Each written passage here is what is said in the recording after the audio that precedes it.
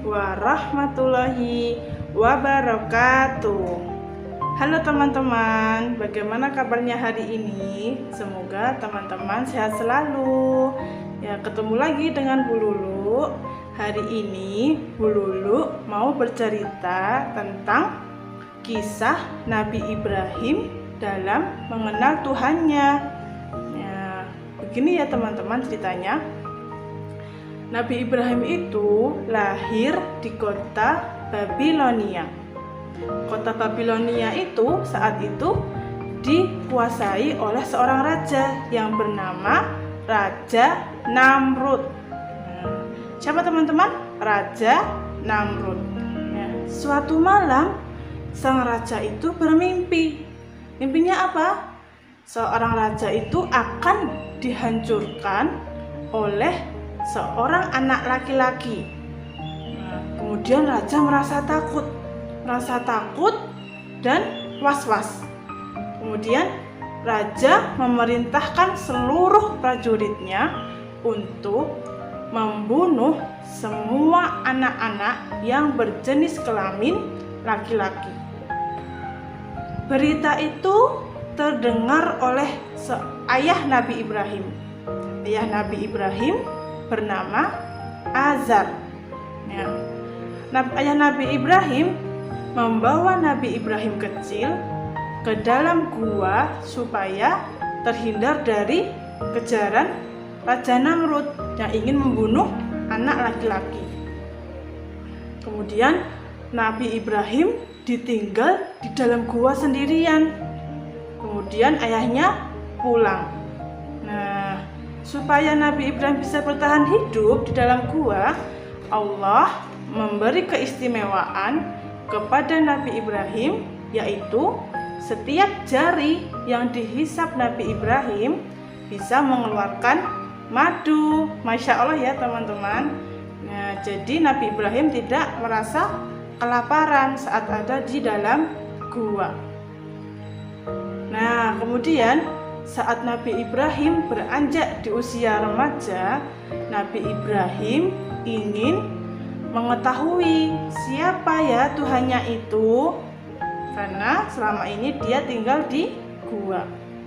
Kemudian Nabi Ibrahim di suatu malam dia merenung, dia melihat ke langit-langit atas, dia melihat bintang-bintang yang gemerlang, bintang-bintang yang cemerlang. Dia berpikir bahwa bintang-bintang itu adalah Tuhannya. Kemudian muncullah bulan yang bersinar terang di malam hari. Kemudian Nabi Ibrahim berpikir lagi, bulan lebih besar daripada bintang. Oh, berarti bulan itu adalah Tuhanku. Namun ternyata bintang dan bulan itu bisa lenyap digantikan oleh matahari di pagi hari. Matahari itu sangat besar dan sinarnya lebih terang daripada bulan. Kemudian Nabi Ibrahim berpikir bahwa matahari itu adalah Tuhannya. Langit dan bulan bukan Tuhannya. Selanjutnya Nabi memperhatikan matahari. Matahari bersinar di pagi hari yang lebih terang, yang lebih cerah dibandingkan bintang dan bulan. Kemudian pada malam hari juga matahari meninggalkan dan bergantilah bulan dan bintang. Nabi Ibrahim semakin bingung. Siapa ya kira-kira Tuhanku? Kenapa matahari, bintang, dan bulan bisa hilang dan bisa muncul kembali? Pada akhirnya Nabi Ibrahim mendapatkan wahyu dari Allah Subhanahu wa Ta'ala. Nabi Ibrahim mengetahui bahwa yang berhak disembah itu adalah Allah Subhanahu wa Ta'ala. Di sini Nabi Ibrahim mengetahui siapa Tuhan yang selama ini dia cari-cari, karena kuasa Allah lah ada langit, ada bumi, ada bintang, ada bulan, ada matahari, dan Allah itulah yang menciptakan seluruh apa yang ada di alam semesta. Kemudian Nabi Ibrahim sudah beranjak di usia dewasa. Nabi Ibrahim dikaruniai oleh Allah kecerdasan dan keberanian. Nah, suatu hari Nabi Ibrahim melihat kaumnya, melihat masyarakat yang ada di kota Babilonia itu menyembah berhala. Padahal yang berhak disembah hanyalah Allah. Nah, tapi sebelumnya ayah Nabi Ibrahim itu adalah seorang yang membuat patung yang disembah oleh raja dan rakyatnya. Namun Nabi Ibrahim mengetahui bahwa yang dilakukan oleh ayah dan raja dan rakyatnya itu perbuatan yang salah. Nah, pada suatu malam Raja Namrud dan rakyatnya itu menghadiri sebuah perayaan yang ada di desa lain. Nah, di malam hari Nabi Ibrahim mengendap-endap sembunyi-sembunyi masuk ke kerajaan Raja Namrud. Nah, kemudian Nabi Ibrahim melihat banyak berhala yang ada di dalam kerajaan itu.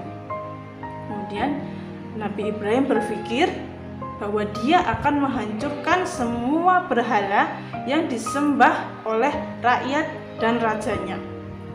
Kemudian Nabi Ibrahim mengambil sebuah kapak yang besar dan Nabi Ibrahim menghancurkan semua berhala-berhalanya itu. Namun Nabi Ibrahim cerdas. Nabi Ibrahim tidak menghancurkan semua berhala dan meninggalkan satu berhala yang sangat besar. Di berhala itu Nabi Ibrahim mengalungkan sebuah kapak yang besar dan menganggap bahwa yang menghancurkan semua berhala itu adalah berhala yang besar tadi. Nah, setelah itu Nabi Ibrahim pulang ke rumah. Kemudian raja dan pengikutnya kembali ke kerajaan. Setelah melihat di dalam kerajaan, raja kaget. Karena apa? Karena berhala-berhala yang dia sembah selama ini hancur berkeping-keping.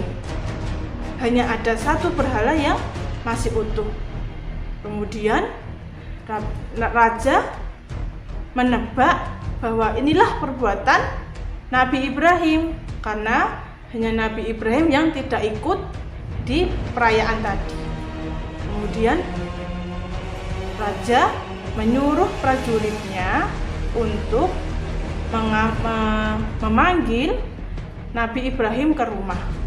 Kemudian Nabi Ibrahim dibawa ke kerajaan dan ditanya oleh sang raja, "Wahai Ibrahim, kamu yang telah menghancurkan berhala-berhala ini kan?"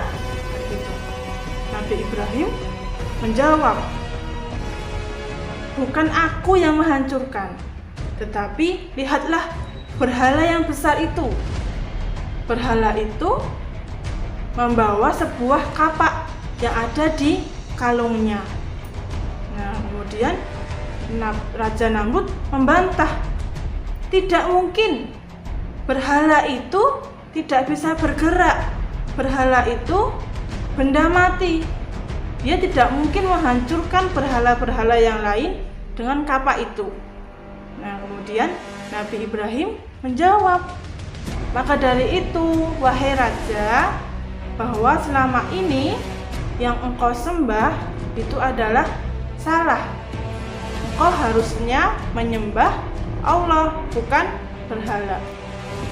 Tetapi raja tidak mau mendengar alasan Nabi Ibrahim. Kemudian Nabi Ibrahim akan diberi hukuman, yaitu apa teman-teman? Dibakar hidup-hidup.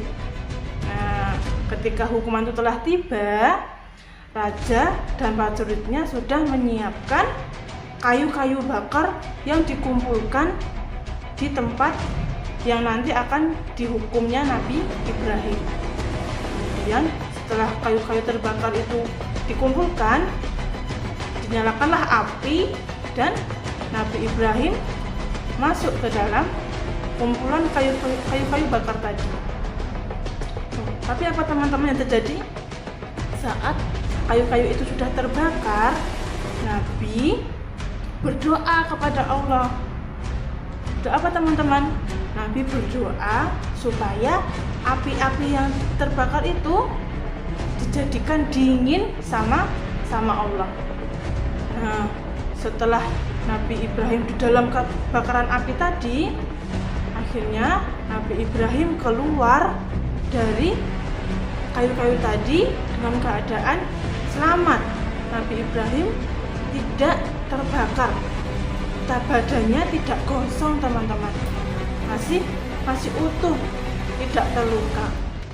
Nah, setelah itu teman-teman, raja dan pengikutnya kaget. Loh, kok bisa Nabi Ibrahim tidak mati, tidak terbakar? Kok bisa Nabi Ibrahim itu bisa hidup kembali, tidak mati? Nah, kemudian Nabi Ibrahim berkata, wahai raja, bahwasanya ini adalah pertolongan dari Allah untuk aku, yaitu siapa? Nabi Ibrahim. Nah sekarang raja, sembahlah Allah yang telah menciptakan kita, Allah yang telah menciptakan seluruh alam semesta ini, bukan berhala. Nah, kemudian Nabi Ibrahim selamat dari kobaran api tadi. Nah, begitu teman-teman, hikmah yang bisa diambil dari kisah ini, bahwa Nabi Ibrahim itu sangat gigih, sangat teguh ingin mencari tahu siapa Tuhan yang telah menciptakannya, siapa Tuhan yang harus disembah. Bahwa siapa teman-teman? Bahwa Allah lah yang berhak disembah, tidak boleh menyembah yang lainnya. Nah, teman-teman juga harus semangat. Semangat apa? Semangat lebih mengenal siapa Tuhan kita itu, siapa Allah itu.